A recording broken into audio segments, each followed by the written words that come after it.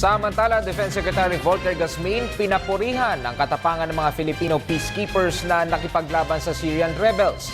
Naging desisyon ng ating tropa, suportado ng kalihim. Ang detalye sa ulat ni Waywaya Macalma.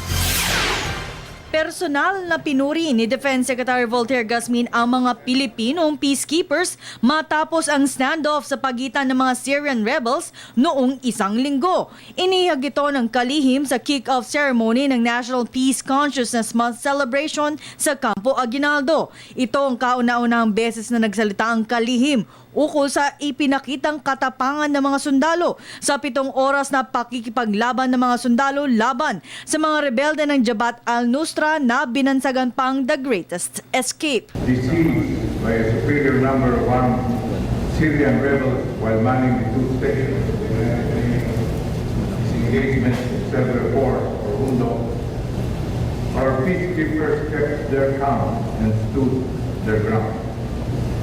Well-trained, highly disciplined, and mission accomplishment-oriented, our peacekeepers denied the demand of the Syrian rebels to surrender their weapons in exchange for the freedom of living. Instead, they defended themselves when they were fired upon. The ensuing event was what General Greg Catapan Jr. termed as the Great Escape by our remaining 40 peacekeepers from a second UN encounter. Kudos to our peacekeepers in the Golan Heights. By their courage and total commitment to duty, they exhibited before the world what professional peacekeepers should be. Congratulations to our armed forces and to our Filipino peacekeepers deployed in the different parts of the world.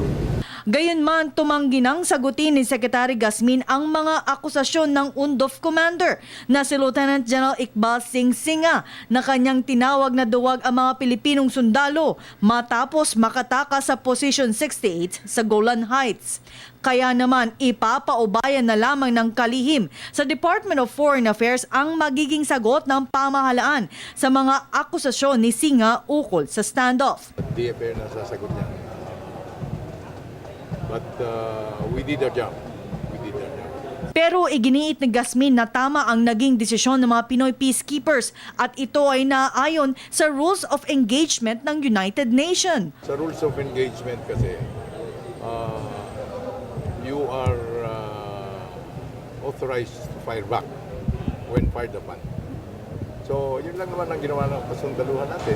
Bilang paggunita ng National Peace Consciousness Month, ayon kay Gasmin, isa sa mga solusyon na nagiging matagumpay ang isang problema ay dahil nadadaan ito sa mapayapang solusyon. Isa sa mga naging resulta nito ay ang pagpirma ng Bangsamoro Basic Law na ilang dekada rin nagtagal ang negosasyon.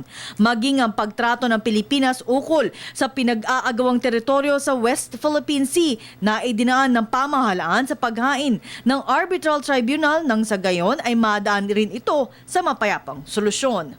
Para sa Telebisyon ng Bayan, Waywaya Macalma.